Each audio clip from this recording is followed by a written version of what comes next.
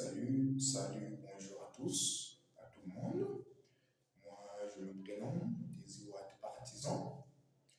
Aujourd'hui, je vais vous éduquer sur la nature de la philosophie. D'ailleurs, nous allons prendre la pensée de Platon, que Platon nous dit ceci que qui possède le savoir ne philosophe pas.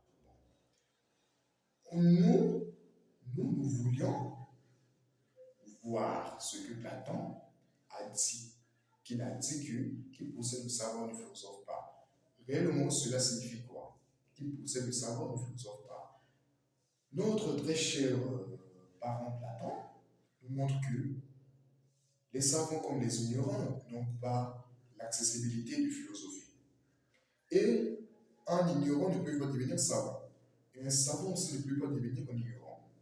Car pour devenir savant, bon, je peux dire que sur la nature de la philosophie, Platon nous montre que Dieu c'est un savant et philosophe.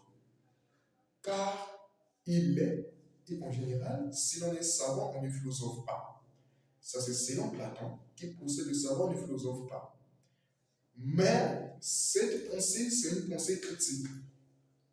Revenons sur Aristote qui nous montre que le philosophe est celui qui possède la totalité du savoir dans la mesure du possible. Par contre, que Platon dit que qui possède le savoir ne philosophe pas. Mais pourquoi y a-t-il l'ambiguïté entre les deux philosophes? Cela veut dire que chaque philosophe conçoit le monde à sa manière. Mais moi, le partisan, je peux vous dire que je ne suis pas un philosophe, mais je suis un apprenti philosophe. Car Maurice Merleau-Ponty nous dit que la solution n'est pas dans le cahier du maître. Et face aux phénomènes naturels que nous rencontrons, que la vérité est ni chez l'enseignant ni chez l'enseignant. Car chacun doit apprendre à constituer son propre système, élaborer sa propre théorie pour mieux faire face aux questions, aux phénomènes, pour donner des réponses apodictiques. Comme la philosophie nous dit que, en philosophie, les réponses, comme les sujets, n'ont pas de réponse apodictique, c'est-à-dire des réponses définitives, des réponses exactes. Mais par contre, moi, le partisan, je suis là, j'ai conçu, j'ai créé ma propre pensée pour édicter. Et alors que, y a-t-il une contradiction entre Sophia et Sophos? Sophia et Sophos, ce sont deux mots communs, deux mots racines, les racines, pardon, les racines. Parce que nous voyons sur l'étymologie de la philosophie, elle est formée en deux mots grecs ou deux racines grecques. Il y a d'abord philo qui veut dire amour et sophia qui veut dire sagesse. Et par contre, nous disons que Sophia est ambiguë. Sophia est ambiguë parce qu'elle désigne à la fois une pratique de la morale, si vous ne trompez pas. Malheureusement, notre très cher parent, c'est l'autre là, c'est Emmanuel Kant nous dit qu'on n'apprend pas la philosophie, mais on n'apprend qu'à la philosophie. Nombreux professeurs font les erreurs en pleine session, en pleine leçon, en plein cours, de dire que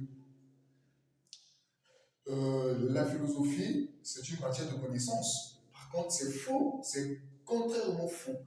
Parce que la philosophie n'est pas une matière de connaissance.